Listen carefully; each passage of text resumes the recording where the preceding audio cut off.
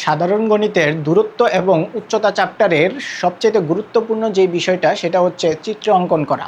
তুমি যদি প্রশ্ন অনুসারে চিত্র সঠিকভাবে অঙ্কন করতে না পারো তাহলে কিন্তু তুমি তোমার অঙ্কটা পারবে না সলভ করতে। তো এর জন্যই আমরা যখন কোনো চিত্র অঙ্কন করব সেই সময় একটা জিনিস তোমার খুব সঠিকভাবে মনে রাখতে হবে বা বুঝতে হবে, সেটা হচ্ছে যে কোনটা দেওয়া থাকলে তখন কিভাবে তুমি চিত্রটা অঙ্কন করবে। তো এই সম্পর্কে আমি তোমাদেরকে একটু ধারণা দিব যে কিভাবে আসলে খুব সহজেই তুমি এই চিত্রগুলো অঙ্কন করতে পারবে।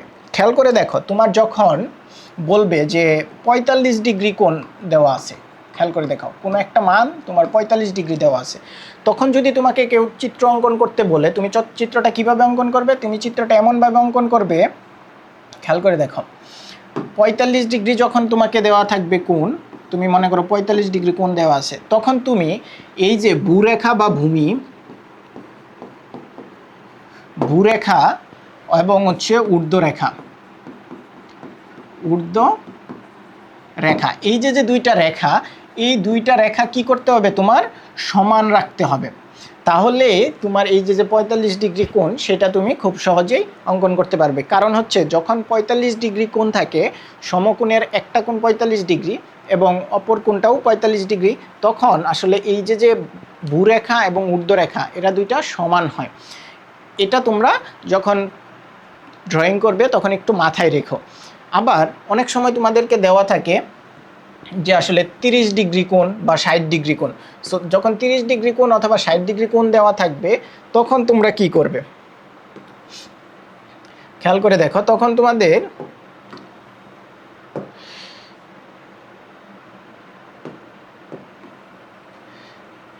দেখো যখন তোমাকে 30 ডিগ্রি কোণ দেওয়া থাকবে তখন কিন্তু আসলে এটা এই যে খেয়াল করে দেখো, যখন 30 ডিগ্রি দেওয়া থাকবে, যখন 30 ডিগ্রি দেওয়া থাকবে তখন তুমি কি করবে? এটা যদি তোমার 30 ডিগ্রি কোণ হয় তাহলে অবশ্যই এই যে ঊর্ধ্বরেখা, এই ঊর্ধ্বরেখাটা কি হবে? এটা হচ্ছে ঊর্ধ্বরেখা। এই ঊর্ধ্বরেখাটা কি হবে? ছোট হবে এবং এই যে ভূরেখা,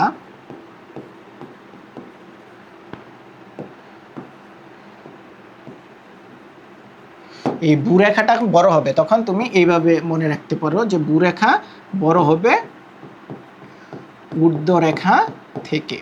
ঠিক আছে, এইটা হচ্ছে তোমার 30 ডিগ্রি কোণ দেওয়া থাকলে। আবার যদি তোমাকে এইরকম বলে যে হচ্ছে 60 ডিগ্রি কোণ দেওয়া আছে, তখন তুমি কি করবা? 60 ডিগ্রি কোণ দেওয়া থাকলে তখন কিন্তু এই যে তোমার ঊর্ধ্বরেখা পাইছো, খেয়াল করে দেখো, আমি যদি 60 ডিগ্রি কোণ দিয়ে দিই তখন কি হবে? 60 ডিগ্রি কোণ দেওয়া থাকলে তুমি কীভাবে, এটা মনে করো তোমার 60 ডিগ্রি দেওয়া আছে। সো তুমি যখন ড্রয়িং করবা তখন এইটা মাথায় রেখো, এই যে ভূরেখাটা, এই ভূরেখাটা কি হবে? এই ভূরেখাটা ছোট হবে কার থেকে? এই ঊর্ধ্বরেখা থেকে।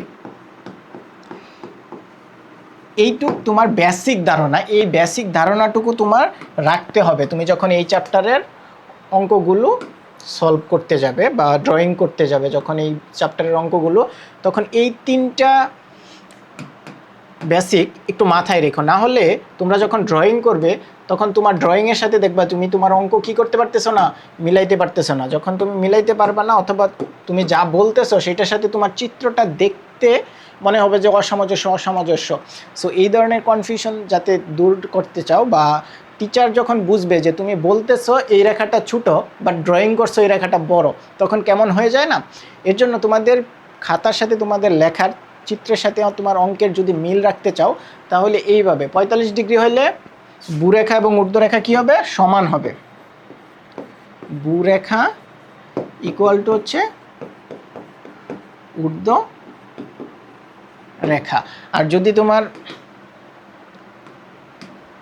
ভূরেখা এবং ঊর্ধ্বরেখা সমান হবে, আর যদি হচ্ছে 30 ডিগ্রি হয় তাহলে হচ্ছে ভূরেখা বড় ঊর্ধ্বরেখা ছোট, এবং যদি 60 ডিগ্রি কোণ হয় তাহলে ভূরেখা ছোট ঊর্ধ্বরেখা বড়, এবং যদি 30 ডিগ্রি হয় তাহলে ঊর্ধ্বরেখা থেকে ভূরেখা বড়। সো এইটা তুমি যদি মাথায় রাখো তাহলে তোমার অঙ্কের চিত্রের সাথে এবং বাস্তবের যে তোমার প্রশ্নটা থাকবে সেটার সাথে সামঞ্জস্য পেলে স্যার তোমাকে কিন্তু ভালো মার্ক দিবে। সো ভালো মার্ক পাওয়ার জন্য কি দরকার? কনসেপ্ট ক্লিয়ার দরকার এবং হচ্ছে তার সাথে সাথে আমাদের ম্যাথ প্র্যাকটিস করার। আর এর জন্যই তোমাদের সাথে আছে প্রাইম পাঠশালা। সো প্রাইম পাঠশালার অন্যান্য ভিডিও দেখার জন্য আমাদের ভিডিওর ডেসক্রিপশনে লিঙ্ক দেওয়া থাকবে এবং আমাদের যে আই বাটন আছে সেখানে তো দেখতেই পাচ্ছ। সো আমাদের সাথে থাকার জন্য সকলকে ধন্যবাদ।